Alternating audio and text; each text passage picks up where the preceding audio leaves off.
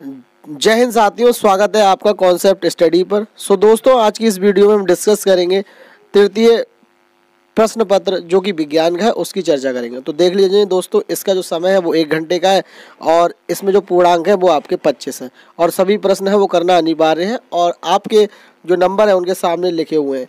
आपको एक बात में दिक्कत रहती है जो मैं बार बार बताता हूँ कि आपको जो अति लघु प्रश्न लिखने होते हैं वो 30 शब्दों में लिखने होते हैं और लघुत्तरीय प्रश्न है वो 50 शब्दों में लिखने होते हैं। ज़्यादा कॉपी मत भरिए, जितना टू द पॉइंट है वही लिखिए, जो पूछा है वही आंसर दीजिए। ठीक है, इधर उधर की बातें लिखेंगे तो उससे आपका आंसर है वो अच्छा नहीं बनेगा। ठीक है, तो चलिए दोस्तों पहला प्रश्न करते हैं। पहला प्रश्न है कि दाब का मात्रक क्या होता है। तो दाब का मात्रक क्या होता है इसको हम चर्चा करेंगे। तो दाब के मात्रक में एक बात तो देख लो कि न्यूटन तो जरूर आएगा।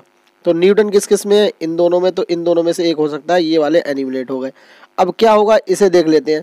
तो देखो, मैं आपके लिए जो फॉर्मूला होता है वो क्या होता है उससे समझा देता हूँ। वो फॉर्मूला होता है आपका P बराबर एफ अपॉन ए। तो फोर्स का क्या होता है? न्यूटन। तो न्यूटन तो ऊपर आना चाहिए और नीचे एरिया क्या होता है? Metre square. ठीक है, मीटर स्क्वायर। लंबाई को काहे में नापते हैं? मीटर और मीटर में। तो एक लंबाई और एक चौड़ाई, यही तो होता है किसी चीज़ का एरिया।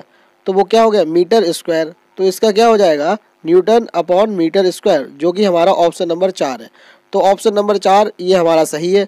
फॉर्मूला क्या होता है? P बराबर F upon A, force upon area metre square में होगा। ठीक है, इसीलिए ये इसका जो सही आंसर हो जाएगा वो आपका चौथा हो जाएगा, न्यूटन अपॉन मीटर स्क्वायर। ठीक है, अगला प्रश्न है कुकिंग गैस में किसकी मात्रा अधिक होती है। तो कुकिंग गैस में जो सबसे अधिक मात्रा होती है वो होती है आपकी ब्यूटेन की। किसकी होती है? ब्यूटेन की, यानी कि ऑप्शन नंबर 2 है वो बिल्कुल सही है। अगला प्रश्न है भारत में अंतरिक्ष कार्यक्रम के जनक कौन थे। तो अंतरिक्ष कार्यक्रम के जो जनक थे वो थे डॉक्टर विक्रम साराभाई। तो सी वाला ऑप्शन यानी कि ऑप्शन नंबर 3 है वो सही है। अगला प्रश्न देख लेते हैं, प्रतिजैविक औषधि क्या होती है। तो प्रतिजैविक औषधि इसे हम एंटीबायोटिक कहते हैं। एंटीबायोटिक क्या होती है? ऐसी दवाई जो आपके जितने भी रोग हैं उसमें यूज़ हो जाए। जैसे कि आपको बुखार है और आपको खांसी है, तो दोनों में जो यूज़ होगी उसे हम क्या कहेंगे? प्रतिजैविक औषधि। और ये एंटीबायोटिक इसे हम अंग्रेजी में कहते हैं। तो इसका जो सही आंसर है वो है आपका penicillin, option number 1। Option number 1 is the right answer of this question, penicillin ये जो है इसका सही आंसर है। ये जो आपकी बनाई गई थी पहली प्रतिजैविक औषधि थी। ठीक है, कौन सी? पेंसिलिन। ठीक है, तो हम आगे चल लेते हैं। इसका आंसर हमारा सही है, वो है आपका penicillin, option number A. Okay, अगला प्रश्न देखते हैं। ऑप्शन नंबर 1 सही है, निशान आगे पीछे लग जाए उससे मत देखिएगा। ठीक है, अगला है आपका, इसमें संचारी रोग कौन सा है। संचारी रोग वो रोग होते हैं जो आपके एक दूसरे से फैलते हैं। ठीक है, तो ऑप्शन है आपके हैजा, मधुमेह, कैंसर। तो इसमें जो सही आंसर है वो है आपका हैजा, ऑप्शन नंबर 1। ठीक है, संचारी रोग। ओके, देख लीजिए, अगर गलत हो तो मुझे बताइएगा कमेंट बॉक्स में, वैसे सही है। ठीक है, अगला प्रश्न है आपका अति लघु प्रश्न है जिनके हमें आंसर है वो लिखने हैं 30 वर्ड में। तो पहला क्वेश्चन है फ्लोरीन किसे कहते हैं। तो फ्लोरीन आपकी एक पीले कलर की गैस होती है और ये विषाक्त युक्त होती है, मतलब ये एक जहरीली गैस होती है और इसका जो परमाणु क्रमांक है वो 9 होता है। कितना होता है? 9 होता है। तो इतनी बातें लिख दोगे तो आपको आंसर मिल जाएगा। ठीक है, अगला प्रश्न है परावर्तन के नियम लिखिए। तो परावर्तन के जो 2 नियम होते हैं, पहला नियम क्या होता है कि समझा देता हूँ आपको। ठीक है, परावर्तन होता क्या है। तो मान लीजिए कोई एक जो चमकदार तल है, ठीक है, इससे प्रकाश की किरण जो आती है उसे कहते हैं आपतित किरण और इससे टकराकर जो वापस लौटती है उसे कहते हैं परावर्तित किरण और बीच में एक नॉर्मल खींच लिया जाता है। ठीक है, तो इसे हम कहते हैं अभिलंब। क्या कहते हैं? अभिलंब। ये आपकी कौन सी होगी? आपतित किरण आई है और ये कौन सी होगी? परावर्तित किरण। जो परावर्तित हुई है ये क्या है? आपका चमकदार तल।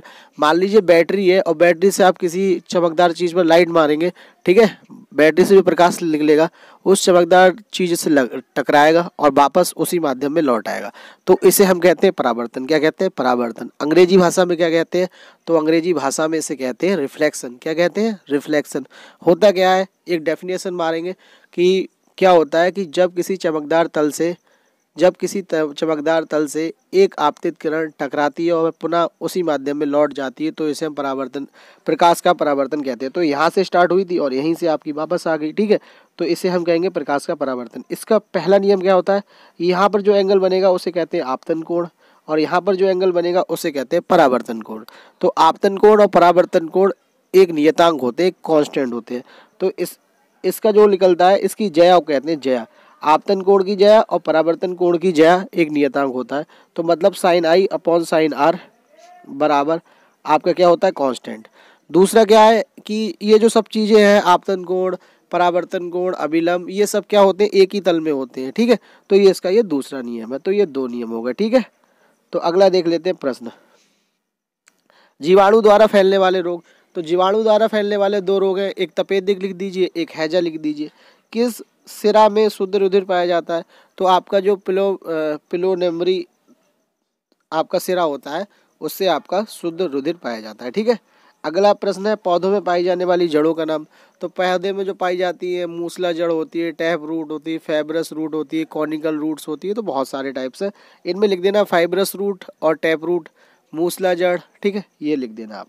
अगला प्रश्न है कि प्रकृति में कठोरतम पदार्थ कौन सा है? तो प्रकृति में जो कठोरतम पदार्थ माना जाता है वो आपका माना जाता है हीरा। क्या माना जाता है? हीरा। ठीक है, अगला प्रश्न देख लेते हैं, पेट्रोल को जीवाश्म ईंधन क्यों कहा जाता है? तो पेट्रोल को जीवाश्म ईंधन इसलिए कहा जाता है, फॉसिल फ्यूल्स इसलिए कहा जाता है क्योंकि जो इसका निर्माण होता है वो बहुत सारे सालों में होता है। ठीक है, कैसे होता है कि जब मान लीजिए कहीं का कोई एरिया है, वो एरिया अब नीचे चला गया है, सबडक्ट हो गया है नीचे के लिए। ठीक है, किसी भूकंप के कारण या किसी भी प्राकृतिक आपदा के कारण।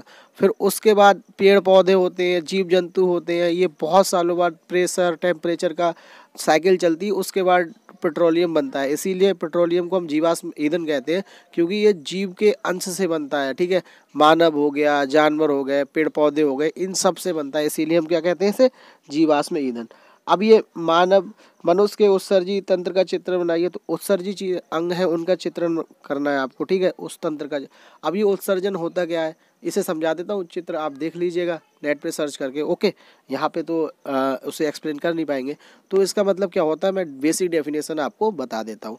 उत्सर्जन से मतलब होता है जैसे आपने 5 रोटी खानी थी, आपने आज खा ली 7। कितनी खा ली? 7। अब ये 2 रोटी एक्स्ट्रा हो गई, अब इन 2 एक्स्ट्रा रोटी को बाहर निकालना है। तो इनको बाहर निकालने की जो प्रोसेस होती है उसे हम कहते हैं उत्सर्जन तंत्र। क्या कहते हैं? उत्सर्जन तंत्र। और इसमें जो अंग काम में आते हैं हम उसे कहते हैं उत्सर्जी अंग। ठीक है, अब मान लीजिए जैसे आपको पानी भी एक उत्सर्जन का एक तरीका हो गया। मान लीजिए आपको 1 लीटर पानी पीना था, आपने पी लिया 2 लीटर, तो 1 लीटर पानी है उसे आपको बाहर निकालना होगा। तो इस बाहर निकालने की पूरी प्रोसेस को हम क्या कहते हैं? उत्सर्जन। ठीक है, अगला प्रश्न क्या है, ऊँट की संरचना मरुस्थलीय जीवन के अनुकूल है, सिद्ध कीजिए। तो अनुकूल कैसे है मरुस्थल में? एक बात मानो, ऐसे ही अपने आंसर को बिल्डअप करना है कि जो ऊँट होता है वो पानी आपका बहुत देर तक स्टोर करके रख सकता है अपने लिए। ठीक है, नॉर्मली जो आपके उत्तर भारत के जो होते हैं, जैसे कि आप यूपी साइड मान लीजिए जहाँ पे मरुस्थल नहीं है, तो वहाँ के जानवर आपको ऐसे नहीं मिलेंगे जो पानी स्टोर कर लेते हैं। ठीक है, तो आपके पहली बात तो ये हो गया। प्लस उसकी जो बनावट देख लीजिए, उसके पैर होते हैं, वो पैर किस तरह के होते हैं? गद्देदार होते हैं, जिससे कि वहाँ पर जो बालू होती है, जो रेता होता है, जो गर्म हो जाता है धूप में, वो उसे गर्म नहीं लगता। क्यों नहीं लगता? क्योंकि उसकी बनावट इस तरह की होती है। ठीक है, और प्लस वो गर्मी को भी वहाँ की सहन कर लेता है और उसके अनुसार अनुकूल हो जाता है। अनुकूलन तो मैंने आपको पढ़ाया ही है। ठीक है, तो इस तरह से हम इस आंसर को बिल्डअप कर देंगे। अगला प्रश्न है अवतल दर्पण का प्रतिबिंब के नियम लिखो। तो जो नियम है वो आपको मैं डिस्क्रिप्शन में लिंक दे दूंगा, वहाँ से आप जाके देख लीजिएगा कैसे ये बनते हैं। यहाँ पर उसको एक्सप्लेन करना ज़्यादा सही नहीं हो पाएगा। अब हम समझ लेते हैं प्रकृति संपदा क्या है, इसके संरक्षण क्या है। तो प्राकृतिक चीज़ वो चीज़ होती है जो हमें गॉड गिफ्टेड है, यानी कि प्रकृति ने, नेचर ने हमें दी है। तो नेचर ने हमें क्या दिया? वाटर दिया है और बहुत सारे रिसोर्सेज दिए हैं। तो इनका हमें दोहन है वो कैसा करना चाहिए? सही से करना चाहिए। ठीक है, वन हो गया क्या है? एक प्राकृतिक संपदा है पहले। ठीक है, अब इसे हम जैसे जंगल है वो हमारे लिए मतलब क्या कहते हैं? नेचुरल ही है। ठीक है, नेचुरल के अंदर लेंगे। बाकी एक बात और है कि हम जंगल लगा सकते हैं, लेकिन इतने बड़े तौर पर हमें ह्यूज प्लांटेशन नहीं कर पाएंगे। तो क्या है कि जो हमारे पास वाटर है और जो हमारे मिनरल्स हैं और भी बहुत सारी जैसे एयर है, तो ये सब क्या है? ये हमारी प्राकृतिक संपदा है। इसको संरक्षित कैसे कर सकते हैं कि हम इसका यूज़ है वो सही से करें, वेस्ट ना करें। जैसे गांव में क्या होता है, वाटर है, वाटर नेचर का दिया हुआ है, लेकिन जब ये फ्री में मिलता है, ठीक है, तो क्या काम करता है किसान? अपना पानी आज लगाना है आज भी लगा दिया, कल नहीं लगाना तो भी लगा दिया। ठीक है, तो इसी तरह से वेस्ट नहीं करना चाहिए और सही से यूज़ करना चाहिए, चाहे वो कोई सा भी रिसोर्सेज हो। ठीक है, आज मान लीजिए जो हमारा क्या चल रहा है, औद्योगिकरण चल रहा है, तो इसमें कच्चे माल की बहुत ज़रूरत होती है। तो इसमें भी सही तरीके से यूज़ करना चाहिए जिससे कि प्राकृतिक चीज़ें हैं वो आने वाली पीढ़ी के लिए बची रहें। तो इसे हम क्या कहते हैं, सस्टेनेबल डेवलपमेंट गोल्स, ठीक है, तो वो हमारे रहने चाहिए। अगला प्रश्न क्या है, विज्ञान और प्रौद्योगिकी के विकास में होने वाली हानियों को संक्षेप बताइए। तो विज्ञान से कौन कौन सी हानियाँ होती हैं वो आप बता दीजिए। पहली बात क्या है, पर्यावरण आपका ख़राब हो रहा है, ठीक है। प्लस क्या है कि जो हमारी पर्यावरण, पहली बात तो ख़राब हो रहा है, क्यों हो रहा है, वाटर आपका जो आपकी औद्योगिकरण है उससे बेकार हो रहा है। प्लस हमारी फूड चेन है वो ख़राब हो रही है, क्योंकि इसमें बहुत से हानिकारक तत्व आ जाते हैं। लाइक पॉलीथीन भी एक साइंस का एक है, जिससे क्या है वो कभी ख़त्म नहीं होती है। तो ये सब बातें हैं, इसको आप लिख लीजिए, आप समझ के लिखिए, ठीक है। यकृत के कार्य बताइए। तो यकृत के 2 सिंपल कार्य हैं। पहला काम क्या करता है, ये प्रोटीन को पचाता है और ऐसे ऐसे जैव रसायनों का बनाता है, जिससे कि हमारा भोजन है ये जल्दी पचे, ठीक है। तो ये हमारे कार्य हो गए, ठीक है। इस तरह से हमने ये पूरा पेपर था उसे डिस्कस किया। सारे के सारे आंसर सही हैं, ठीक है। कोई भी अगर आंसर गलत होता है, जल्दी में अगर हो जाता है कभी कभी, तो उसके लिए आप हमारे कमेंट बॉक्स में बता दीजिए, ठीक है। वैसे कोई भी आंसर इस तरह का गलत नहीं है, ठीक है। तो हम मिलते हैं आपसे नेक्स्ट वीडियो में, जिसमें हम अगला पेपर डिस्कस करेंगे। और कोई भी प्रॉब्लम हो तो कमेंट बॉक्स में बताइए, हम आपकी सारी की सारी प्रॉब्लम को सॉल्व करेंगे। आपसे हमारा सिर्फ अनुरोध इतना ही रहता है कि हमारे चैनल कॉन्सेप्ट स्टडी और चैतन्य स्टडी को आप सब्सक्राइब कर लें, शिक्षक भर्ती एवं डीएलएड की सारी सूचनाओं के लिए, ठीक है। 4th सेमेस्टर आने वाला है, सारे के सारे पेपर आपको हम डिस्कस कराएंगे, तो आपको ज़रूर से ज़रूर सब्सक्राइब करना चाहिए। आपका इतना काम बनता है, हम तो आपके लिए कर रहे हैं, आप भी हमारे लिए इतना काम करिए, ठीक है। मिलते हैं नेक्स्ट वीडियो में।